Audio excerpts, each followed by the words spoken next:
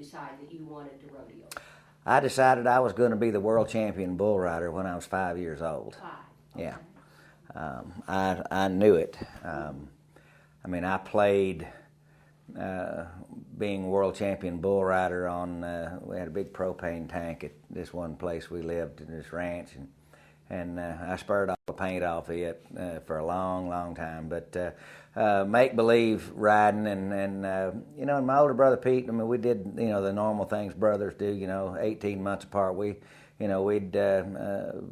play some games and some sports, and then we'd fight, and then, you know, and I'd lose, and then I needed to go off and go ride my bucking barrel by myself and play like I was, you know, a big shot, because, you know, I was always winding up second to Pete, you know, in some of our other adventures. And but world champion bull rider, I didn't know how I was going to do it. I just knew I was going to be it. You know, so whatever it was going to be, that was me. When did you ride your first My first calf? Yeah. I was around 5. My dad and Jim Shoulders started the Mesquite Championship Rodeo in 1958. Well, I was 5 years old. My own rodeo playground.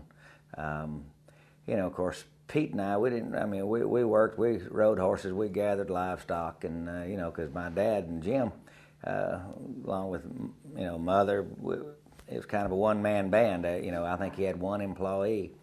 And, you know, put the rodeo on, started out every Saturday night, April through September. And it was a lot of work, not very much money. And, you know, I can still remember being in school and people say, well, you know, you're rich, your daddy owns a rodeo. And I'm thinking, you know, the thing lost money the first 13, 14 years it was in existence. And, you know, my dad did a lot of jobs to keep the thing going. But I rode I don't think I rode my first calf. I got on my first calf when I was about 5. And between 5 and 7 years old, I was still too little to get on to ride the bulldogging steers. Nearly ended my bull riding career, because I don't think I ever got on a calf that didn't wind up with at least 1 or 2 of the 4 feet on me somewhere, you know, underneath. And I was plenty terrified. In fact, you know, when up until I was about, probably 11 years old, I talked incessantly about being a bull rider. And then whenever they'd say, okay, you know, and they'd load the chutes with steers, well, Pete would get on and he'd make a great ride. You know, he just, you know, his attitude was, you know, well, if there's one there to ride, he'll ride it. And if it wasn't, well, he's doing something else, you know. And I talked about it all the time, but I had trouble following through. I was pretty scared when I'd get on them, and it was a real trying time for me. But you know, Jim Shoulders was my idol. I'm watching him and Harry Tompkins riding bulls in 1958. I would go to the national finals in Dallas in 1959. You know, Bob Wagner, all of these guys that you know, that I could read about, see pictures of.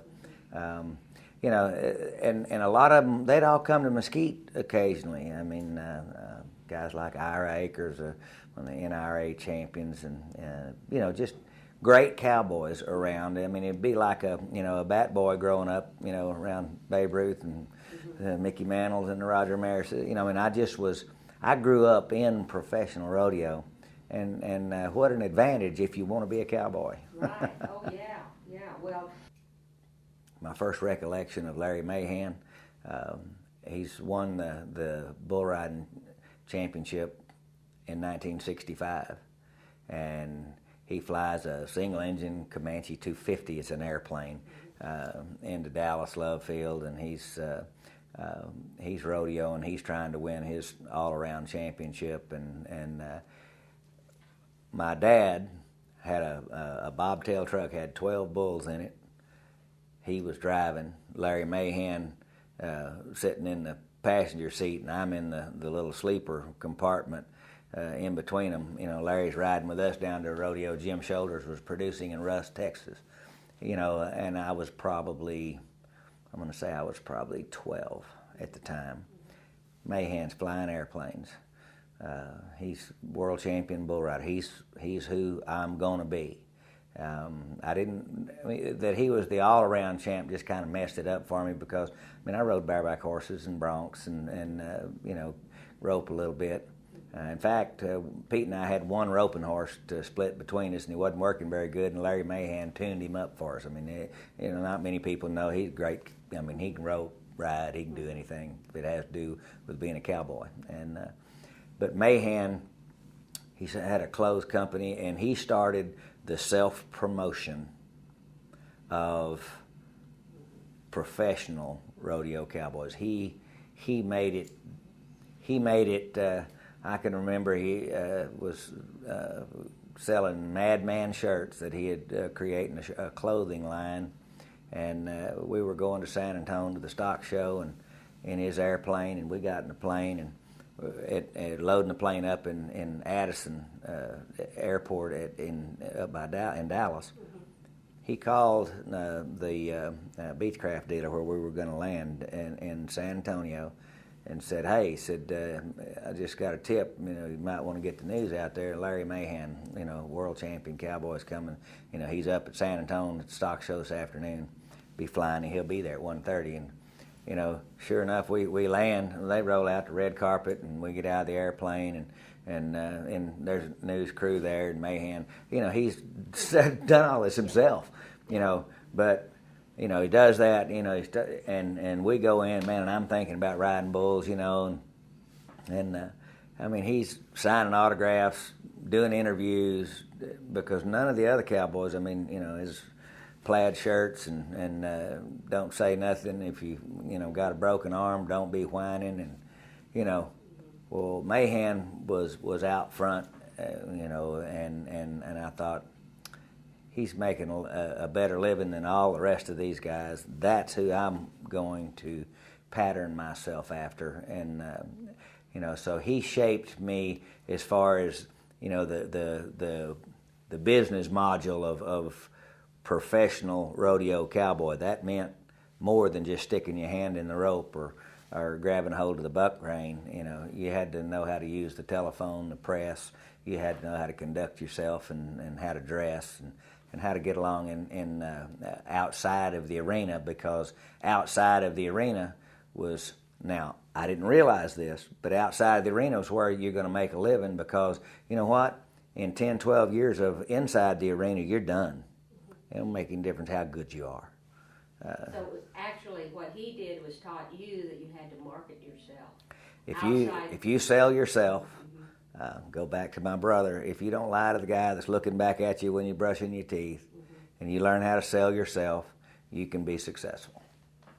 But not only did you market yourself well, but you rode bulls very, very well. And tell me about some of your high scores. You had a score that was high and stayed high for.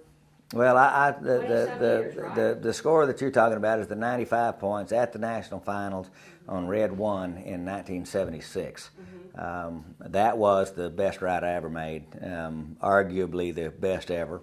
Whose bull was that? Belonged to a man named Joe Kelsey. He was from the state of Washington, and that was the only reason that bull wasn't Bucking Bull of the Year, like Bill Minnick's 28 Mr. Bubbles, and like Mike Servy's Generalissimo that came from Jim's shoulders, because they had all of those 30 rodeos. All those bulls were always there, and so those were the ones that were on the Cowboys' minds. There wasn't a lot of guys knew what Red 1 was until they drew him.